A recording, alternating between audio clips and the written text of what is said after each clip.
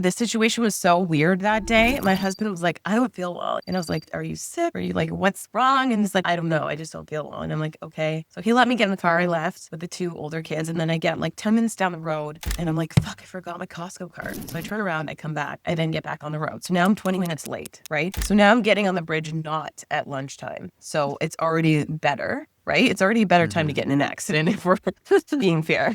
So yay.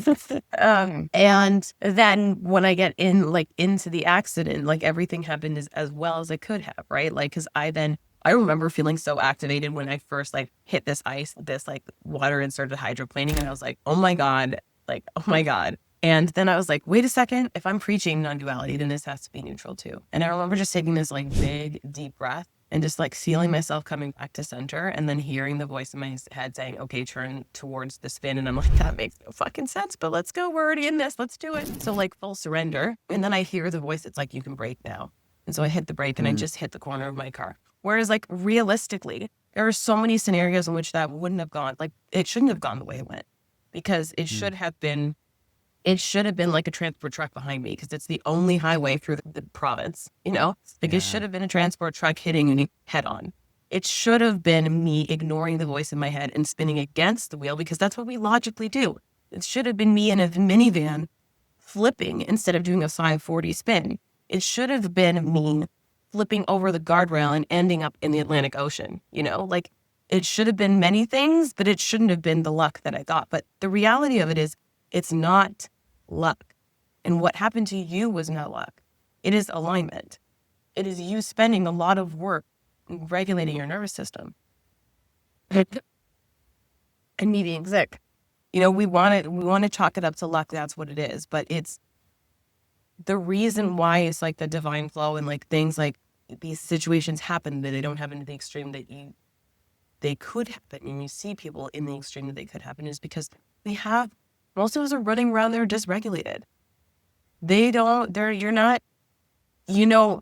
not listening. Like, I could have gotten so pissed off that I left my Costco card and been like, F it, we're just not going to Costco. We're going to do all the other things. And I could have kept driving. But I was like, oh, fine, whatever. I'm going to add the extra 20 minutes and turn around and I come home. Because realistically, the thing is that we get really frustrated at that pull us out of that alignment, that make us lucky, are trying to delay us for a reason. Whatever that is, right? Like they're trying to delay you so you don't have the transport truck behind you. But then coming back to how do we navigate seeing these things happening to these people is you have to be the example.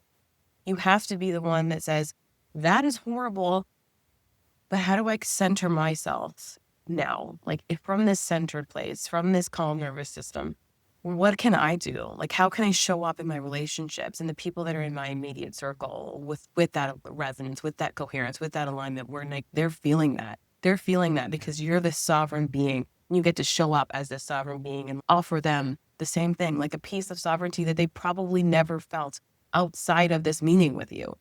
And so through that, I'm like, why does it feel different when I'm around Cameron? Like, I want to be around Cameron more. Like, Cameron, what are you doing? Like, why do you feel the way you feel? I want more of that. And then you have that, it spreads, right? Like when we then get focused on like, why am I so lucky and why is everyone like this? You are now pulled back out of alignment. No, you're not the quote unquote lucky one, which you never were the lucky one. You were just the one that's doing the hard work, right? And for some of us, that work is definitely probably harder than for others, for sure. But I think at the end of the day, it's like remembering and even seeing and like a proof over and over again that when I show up in that aligned place, when I come back to neutrality and I show up in my actual life in that place, that it ripples out into the community, into the people around me. It's not just about me. And when I get then pulled out of that and I'm like, I get activated and I start like getting overwhelmed and I start doom scrolling or whatever it is, where you start thinking like, oh, these people, why am I lucky? I don't deserve to be this way. It's not the deserve. You've done the work. Now I live that lighthouse that's like shining so brightly that everyone was like, okay, I can come back to this. I want more of whatever Cameron's selling me, not selling me, offering me maybe. Yeah, I was just like hit by a car a couple days ago, but like, And I'm like, good. what? Like emotionally, right? Like I'm like, this sucks and there are things and I like have hard moments and feel things. But like I'm emotionally pretty pretty all right. I think things are going to be okay. And I can't control a lot of these other things. And if anything, that kind of has made it like easier. Like a big thing had to sit with and ponder after getting hit was like noticing how much more anxiety I've had previously. And like even at the time of the accident, I was more worried about all of the financial ramifications, like this idea of finances, more so Yeah. than like, hey, you just like lost your hands temporarily. But I was like more Yeah. worried about money or and like these money stressors that would come up in my life were causing me so much more, you know, talking to ChatGPT for an hour, 2 hours to like Yeah. kind of regulate myself. Where I was like, I was just hit by a car and like it didn't affect me in the same way. I was like, I really need to look at my relationship with money right now because clearly this is like drawing so much like fear and anxiety for me in a way that like my body is way more important than that. And Yeah. like my health is way more important than any of that. And yet that's the thing that has been consuming my mind. Um, and yeah, and just, I don't know, sitting with those kinds of things, going back to what you're saying, it's like being able to be, I guess, just who I am for my friends and see them light up at how I'm being. And I don't know what or if this is teaching them at all, but there seems to be some ripple effect in that happening that I can be a gift in this moment. Yeah, exactly. And you can be. And I think that's the only thing we can do. I think we're just a bunch of fractals of God witnessing and walking each other home. And the problem is we get caught in being like, you have to do exactly like I'm doing. But it's the only way we really evolve and we learn and we grow together is by just you standing firmly in alignment in who you are. Because I think that bravery that it takes to really just be authentically you is what really rubs off on people. And they're like, wait, you're not trying to force me to be like you. You're just like you. And you're offering, like, you're just also letting me be me. Like, what?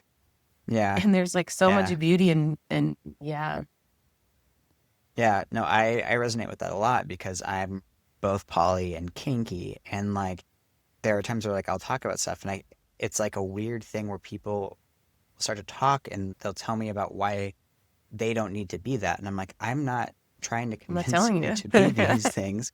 Like you're coming to me with like arguments about why or why not it doesn't work. I'm just telling you that like I'm just showing you that these same arguments that you're making are like the reverse is true on both ends of the spectrum and like there's not really a better like intellectual argument for it. Like I don't care what you choose to do. I think whatever Yeah. aligns with you is beautiful. And I think there's like tons of different ways that like that can work in different ways.